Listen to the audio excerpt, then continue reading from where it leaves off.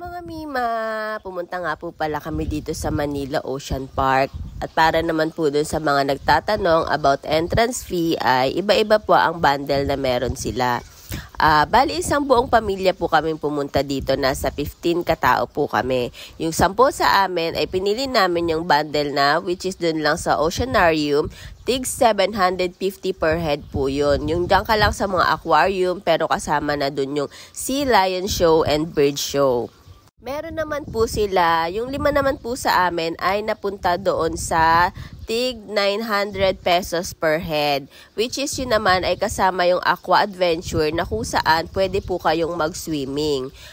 Yun nga lang, kapag may plano po kayong mag-swimming, ay dapat meron na po kayong dalang swimwear. Kasi hindi nila pinapayagang maligo ang hindi naka-swimwear. At para na rin po hindi na kayo bumili dyan dahil pinakamurang swimwear nila pa 350. At meron din silang package na tig 1,100 per head. Yun na yung meron kang, pwede kang mag-tour sa Biodome.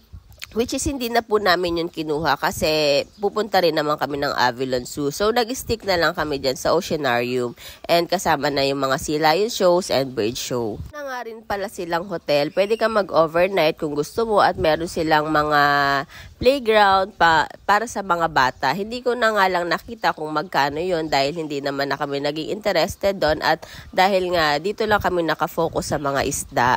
Yun lang yung gusto naming makita.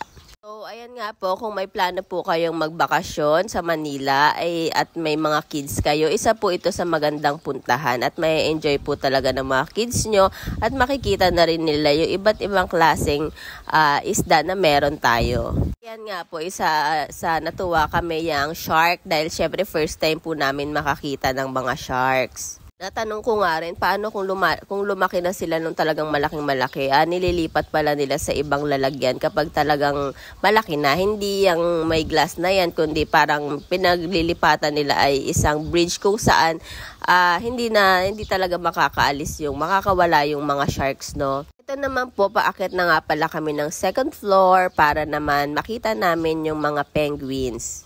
Ayan na nga po yung penguins. So, papanoorin mo na lang sila. If gusto mo naman na makalaro sila, ay magdadagdag ka ng 750 para pwede mo yung laruin yung mga penguins. Ito naman po yung kainan nila.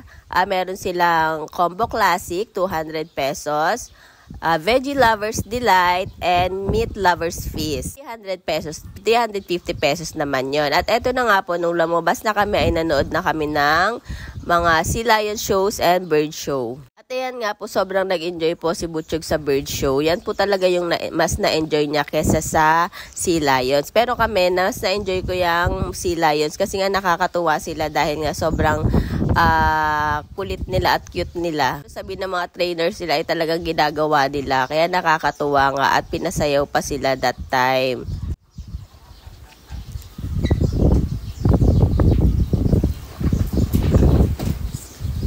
So, ayan na nga po yung pinadance sila.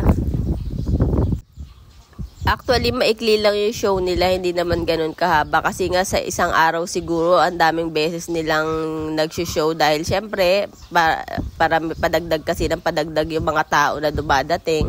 Batch by batch. At ito na nga po pala yung pinagsisimingan ng mga bata. Sobrang mag-e-enjoy din po dyan ng mga kids kasi nga marami rin silang activities na pwedeng gawin dyan sa swimming pool. So, ayun lang po yung ma-share ko sa inyo about dito sa Manila Ocean Park. Thank you for watching po.